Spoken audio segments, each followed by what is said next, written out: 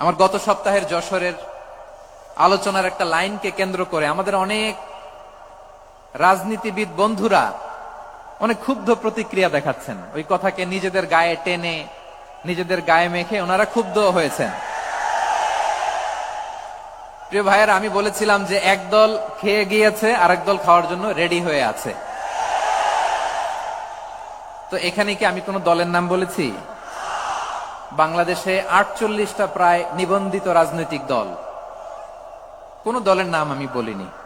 কথাটাকে আমি জেনারেল রেখেছি। দায়ীদের বৈশিষ্ট্যই এটা, দায়ীরা জেনারেলি কথা বলে, যার যেই মেসেজ নেয়ার তারা সেখান থেকে নিয়ে নেয়।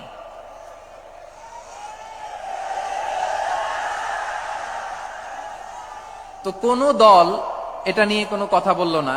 আপনারা এটাকে নিজের গায়ে যে মাখালেন, এটা ঠিক হয়নি। আমি বলবো যে এটা খুবই অনভিপ্রেত হয়েছে। কোন দলকে টার্গেট করে বা কোন দলের পক্ষে আমরা কখনো কথা বলি না। আমরা কোরআনের পক্ষে কথা বলি, ইসলামের পক্ষে কথা বলি, ঠিক কিনা বলেন? সো একটা জেনারেল কথাকে যদি আমার রাজনীতিবিদ বন্ধুরা নিজেদের গায়ে মাখেন, ক্ষুব্ধ প্রতিক্রিয়া জানান, এতে করে সাধারণ জনগণের কাছে একটা নেগেটিভ মেসেজ যাবে ওনাদের ব্যাপারে। এটা হোক আমরা চাই না। তো আমার প্রিয় রাজনীতিবিদ বন্ধুদের আমি বলবো, কথাটা ছিল ভেরি জেনারেল, এটা নিজেদের গায়ে মাখানোর কোনো দরকার নাই। আমরা এই যে এক্সিস্টিং যে রাজনৈতিক চর্চা, এটা থেকে আমরা বেরিয়ে আসতে চাই। আমরা চাই না এদেশে চাঁদাবাজি, দখলবাজি থাক, ঠিক কিনা বলেন? এদেশে কোনো দুর্নীতি থাক, টেন্ডারবাজি থাক, এগুলো আমরা চাই। আই হেট পলিটিক্স একটা জেনারেশন আছে, এই বেশিরভাগ জেন জি অফ সিলেট, এরা আই হেট পলিটিক্স জেনারেশন। এরা পলিটিক্স কে পছন্দ করে না। তো কেন করে না, এর দায়ভার আমাদের আছে না নাই? আছে।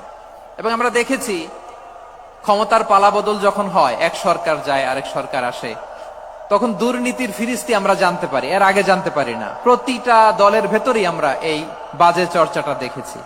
সো এখন আমাদেরকে শুধরে নেয়ার সময় এসেছে। এটা এই সুন্দর সময়, নতুন প্রভাতের বাংলাদেশ, নতুন ভোরের বাংলাদেশ, এই সময় আমরা কাদা ছোড়াছড়ি যেন না করি।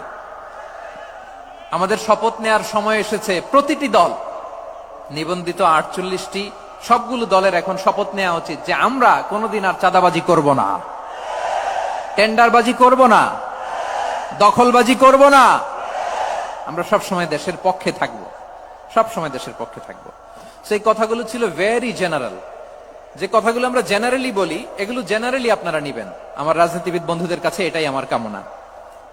আর এই জাতীয় বার্তা যখন আমরা দেই, তখন যদি আপনি বলেন যে পারলে রাজনীতিতে আসেন, পারলে দল করে দেখান, এটা হইল?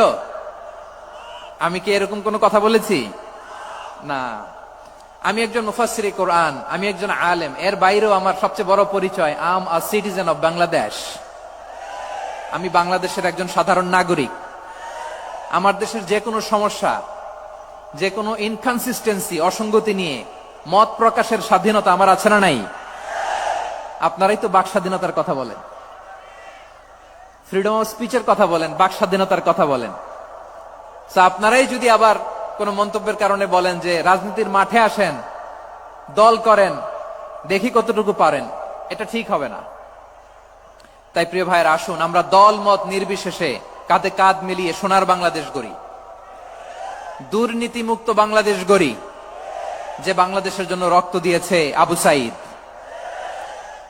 যে নতুন ভোরের বাংলাদেশের জন্য রক্ত দিয়েছে মুখ ধরা, যে নতুন বাংলাদেশের জন্য রক্ত ঝরিয়েছে 24-এর যে গণ অভ্যুত্থানের প্রত্যেকটি শহীদার আওয়াজ করে বলেন ঠিক কিনা?